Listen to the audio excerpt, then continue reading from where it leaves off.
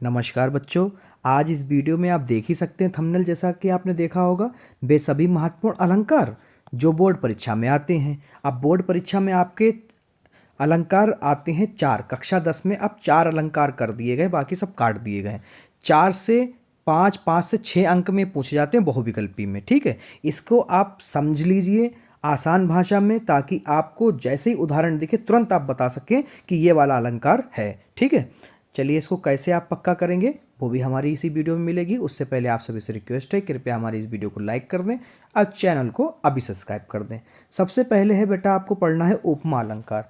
जब किसी वस्तु या व्यक्ति की किसी दूसरी व्यक्ति या प्रसिद्ध वस्तु से, जैसे समान, सा, सी आदि शब्दों द्वारा तुलना की जाती है तो उसे उपमा अलंकार कहते हैं। देखिए, जो बहुत सारी आपको परिभाषाएं यूट्यूब पे मिल रही होंगी वो बहुत पुरानी हो चुकी हैं। क्यों ना कुछ नया सीखा जाए, इसलिए हमने ये नए लिख दिया। ठीक है, अर्थात में हमने एक और परिभाषा आपको दे दी। जैसे ऊपर वाली ना समझ में आ रही तो नीचे वाली समझ लें, क्योंकि बहुविकल्पी आते हैं, उसमें आपको समझना होता है।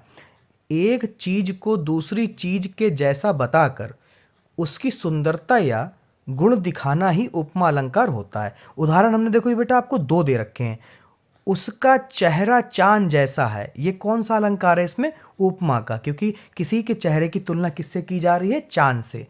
वह शेर की तरह बहादुर है। देखिए, बहादुर है पर किसकी तरह? शेर की तरह। ठीक है, यहाँ पे तुलना किसकी की जा रही है? बहादुर की शेर से।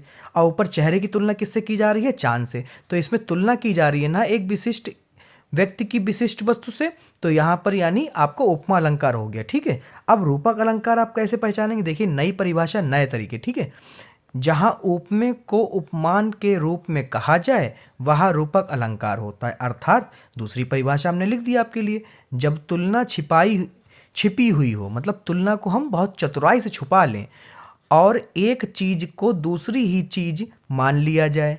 अब एक चीज को हम दूसरी चीज मान लें तो वह क्या होगा? रूपक अलंकार होगा, छलावा मतलब होगा। ठीक है, जैसे कि उदाहरण, गुरु ज्ञान के सागर हैं। अब गुरु ज्ञान के सागर, सागर तो बहुत गहरा होता है, मगर यहाँ पे हमने तुलना कर ली है कि जो गुरु हैं उनके पास ज्ञान का क्या है? सागर। यहाँ पे नोट करके हमने एक लिख भी दिया बेटा, गुरु को सागर कहा गया है, यानी उनके पास बहुत ज्ञान है। यहाँ पर देखिए थोड़ा सा छलावा हुआ है। ठीक है, मान उनकी तुलना जो है छुपा ली गई है।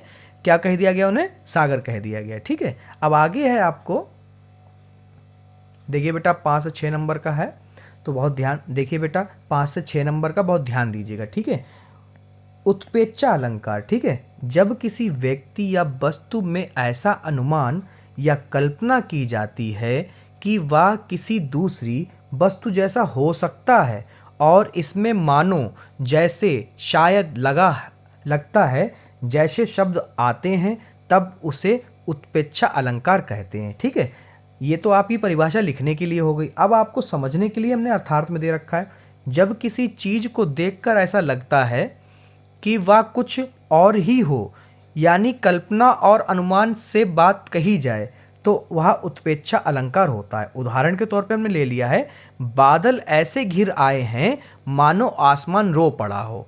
माना बादल हमने ऐसे देखे हैं कि इतने बवंडर आ गए हैं कि आसमान आज रो ही देगा। ठीक है, यहाँ पे देखिए हमने अर्थ भी लिख दिया है, आसमान के रोने की कल्पना की गई है, बरसने की नहीं। उसमें क्या है? दुख हमने झलका लिया कि वो रो रहा है। नोट यहाँ पर है, उत्प्रेक्षा अलंकार में कल्पना और संभावना होती है। अब इसको शॉर्ट में अगर आप याद करें तो कैसे याद कर सकते हैं?